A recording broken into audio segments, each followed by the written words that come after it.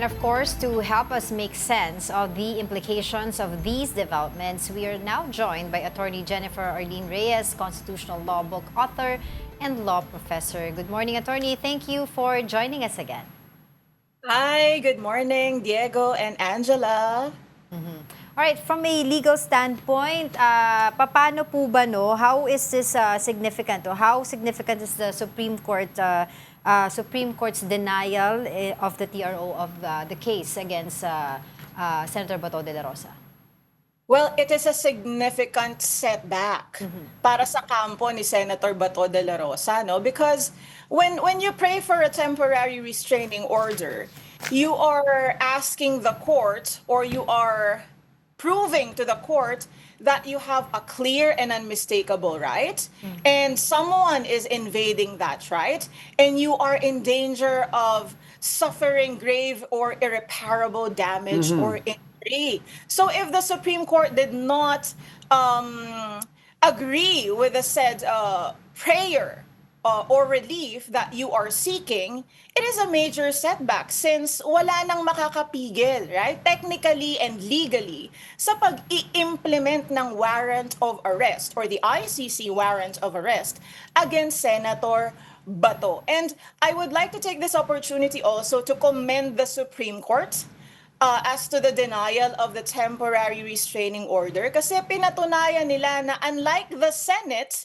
na tila naging sanktuaryo ng mga pugante or ng mga akusadong individual, the Supreme Court proved the denial of the TRO. It proved that the Constitution is alive, no one is above the law, and unlike the Senate, even if you are a powerful person, even if you are a senator, if you are not in compliance with the law or not entitled to the reliefs under the law, then you must face the consequences. Well, Attorney, we are still waiting for the main issue to be resolved, but does the denial of this TRO give us a glimpse of possibly how the Supreme Court justices will make a decision regarding the main issue? Well, let us hope that it is truly a glimpse of how they will resolve the main case. We can only hope that the Supreme Court be guided by the same wisdom that they applied in denying the temporary restraining order application in deciding the merits of this case, because that will be a triumph for the rule of law under our country. Attorneys, to and related to that, now that there is a clear path to arresting Bato at this point, let's say they do so and they whisk him off to The Hague, and the Supreme Court all of a sudden comes up with a ruling. Paano to? Will this be moot and academic, or will they still rule for future reference? They will still rule for future reference, although it will be deemed moot and academic, right? Because that is an exception to the moot and academic doctrine for the guidance of the bench and the bar. And if it is capable of repetition, yet evading review. The conflict there is, will the ICC listen to the Supreme Court's ruling, right? If they already have jurisdiction over Senator Bato and he is already detained in the ICC. So, pero Attorney, no, let's say they rule in favor of Bato and he's already in ICC custody and the ICC does not listen to the Supreme Court ruling, may liability ba yung mga arresting teams, officers, the DOJ and the ILG? No, definitely not. Okay. Because during the time that they arrested Senator Bato, there is no legal impediment since there is no temporary restraining order. The ICC warrant of arrest is deemed legal in our jurisdiction, and these law enforcement authorities acted upon a lawful order. Well, whatever the ruling will be on the merits of the case by the Supreme Court, could this be eventually become a landmark Supreme Court ruling on the Philippines' obligation to the International Tribunal? Yes, definitely. That is why, just like what I stated a while ago, I hope that the Supreme Court will be guided by the same wisdom, since in a plethora of cases, they actually emphasize that with respect to international relations or foreign relations. Actually, this is a political question. The judiciary has no authority to interfere with the functions of the executive. And under the Constitution and under jurisprudence, when it comes to international or foreign relations, ang may kapangyarihan lamang is the president. The president is our only and sole representative. Kaya actually ang Pangulo ang may kapangyarihan at mandato na ipa-implement ang ICC warrant of arrest and not a local judge or justice. And of course, Attorney, what do you make of the 951 vote of the Supreme Court on the denial dun sa TRO ni Senator Bato de la Rosa? Anong ibig sabihin nun para sa ordinaryong Pilipino?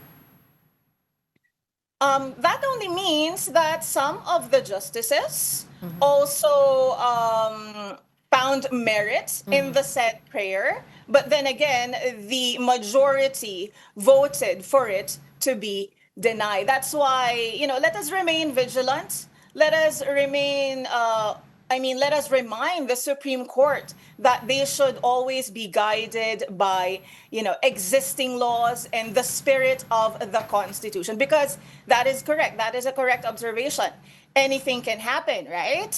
It is not, a fixed vote or a unanimous vote. So let us hope for the best. So, kumbaga parang nakikita natin, there's still a division on that particular area, on that particular decision. And anything can happen. Yes, and anything can happen.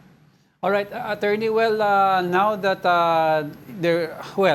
the question of gaining physical custody of Senator Bato is still up in the air. But does this now provide a clear guidance na those who in the first place prevented the initial arrest can be held liable because the Supreme Court junked the TRO, or do we have to wait for the main issue to be resolved?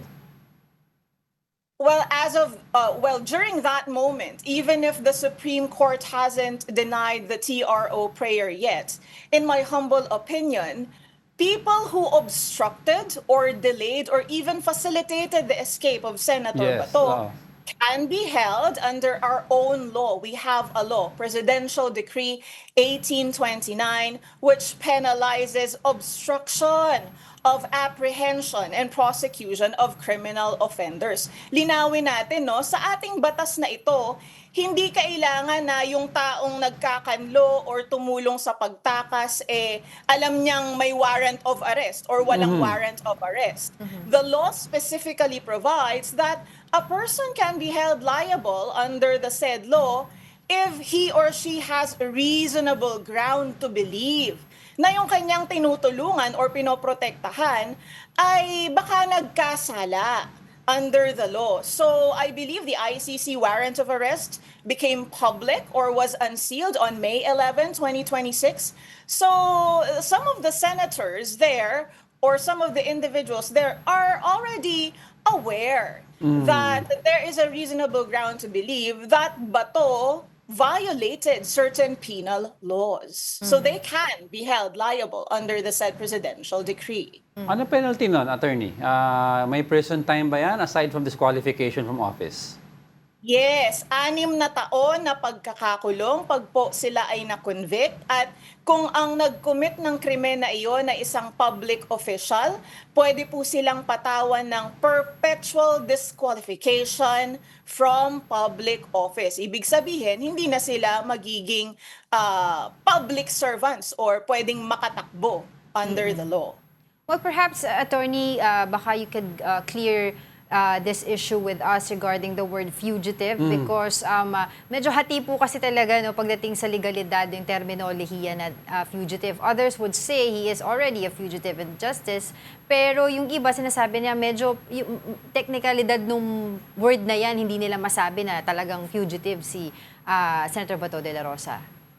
Napakagandang tanong po, na dapat malaman ng mga kababayan natin na Supreme Court mismo po. Sa Supreme Court lang po kayo maniwala. Sa desisyon ng Korte Suprema sa Valyacar Transit versus Yanson, Ang ibig sabihin po ng isang fugitive, hindi lamang ito limitado sa isang tao na na-convict tapos ay gusto niyang i-evade ang kanyang sentence or ang kanyang penalty. Ang isang tao ay maituturing din na fugitive if that person is charged but he or she is evading prosecution or apprehension. So hindi kailangan ng conviction tapos dun ka pa lamang tatakas para matawag kang isang fugitive. Kahit ikaw ay na-charged pa lamang but nag-flee ka na or tumakas ka, nagtatago ka, you are already Fugitive. considered a fugitive under the law. Well, it's glad that we heard that. No? Kasi ang daming takes dyan. Si former Justice Ascuna said na si Bato is not a fugitive at this point but can be arrested. Kasi sabi niya, he cleared that if you use the word fugitive, he cannot function sa Senate already because it takes away his right to function as a Senate. Well, si Dean Aquino naman, Arnilio Aquino, said pwede siyang fugitive na because it's just a technical term. So now, we all know, right? Yeah, paano yung take that na yun, attorney, in regards to functioning as a Senate? As to the functioning as a senator, of course, if you are a fugitive from justice, first off, you are evading the lawful legal processes, the lawful processes. Paano ka pa makakapagtrabaho as a senator? Tandaan po natin, ang isang senador ay nagbabalangkas ng batas, right? Kailangan ay uma-attend ka sa mga Senate hearings, sa mga committee hearings na ikaw ay chairman or member. So, it is a waste of taxpayers' money kung ikaw ay maituturing pang nagfa-function as a senator even if you are actively hiding from lawful arrest. Well, I remember talking to Attorney Torion and they were also raising the argument doon sa Article 59 ng Rome Statute na it says there na kailangan dumaan muna sa local court. Pero I understand, since we are not part of the Rome Statute anymore, we cannot invoke that Article 59. Tama po ba?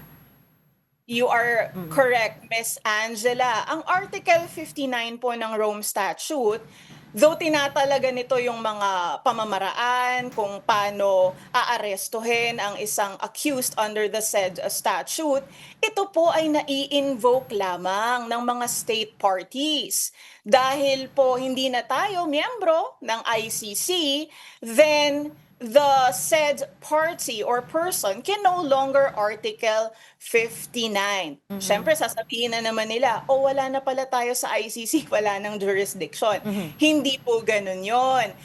On the other hand, kahit naman po tayo ay hindi na miyembro ng ICC, may obligation pa rin po tayo under Republic Act 9851. At to emphasize, ito pong sarili nating batas, RA 9851, this has become effective even before we became a member of the ICC. So actually po, kahit hindi tayo miyembro ng ICC, pwede pa rin i-surrender si Senator Bato sa ICC because of our own law, Republic Act 9851. Plus, we have yung tinatawag na residual obligation na nangyari yung mga supposedly yung kaso na ipinupukol sa mga Duterte and et al. Dahil we were still member at the time. Tama po? Yes, and this was the ruling in Pangilinan versus Cayetano. Again, it was the Supreme Court which categorically stated that all the liabilities for the alleged crimes against humanity which were committed by the state agents up to March 17, 2019, may jurisdiction pa rin po ang ICC kahit hindi na tayo miyembro. So, ang question ngayon, attorney, is ano pa ang legal remedies ng team nila Bato? Because yung ruling ng Supreme Court junking the TRO was from the first TRO filed 14 months ago. I wanted to ask if in this new TRO, does the Supreme Court still need to decide on this or wala na yan? Kasi given na the first one already set a precedent. Well, It is their right to file a motion for reconsideration, technically. However, it is very rare po, no? Napakadalang na ang Korte Suprema ay binabaligtad ang kanilang desisyon as to the denial of a temporary restraining order unless yung kampo po ni Senator Bato de la Rosa ay magpe-present ng mga bago at compelling reasons kung bakit dapat pagbigyan ang TRO. Kung it is a mere rehash of their arguments, kung paulit-ulit lang yung argumento nila, then I am confident that the said Wala. motion for reconsideration will be denied.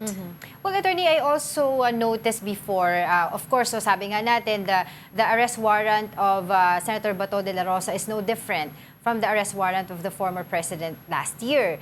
But if I can remember it correctly, when he was being arrested, si former President Rodrigo Duterte, the operation or the arresting officer was PNP. But nito pong nakaraan, ang unang naghain po ng arrest warrant kay Senator Bato ay NBI. So, legality-wise or procedural-wise, I don't know po, bakit po may pagkakaiba doon? Because under Republic Act 9851, no, nakalagay doon relevant Philippine authorities. So ibig pong sabihin nito ay yung mga law enforcement authorities natin, no, under the executive department. So kahit NBI, kahit PNP, pwede po na mag-serve ng ICC warrant of arrest kay Senator Bato. They are both legally authorized under the law to implement the said warrant. So, kumbaga, last question ko po, kumbaga, maybe, kaya hindi PNP ang nag-serve ng warrant kay Senator Bato is because possibly he was a former PNP officer and baka may conflict with some of the other officers? Well, dapat wala, di ba? Dapat wala. Kasi as a PNP personnel, ang loyalty mo ay sa konstitusyon at That's sa right. batas. You must not, you must not distinguish or you must not give special treatment na porke dati mong hepe or dati mong kabaro, hindi mo nahuhulihin.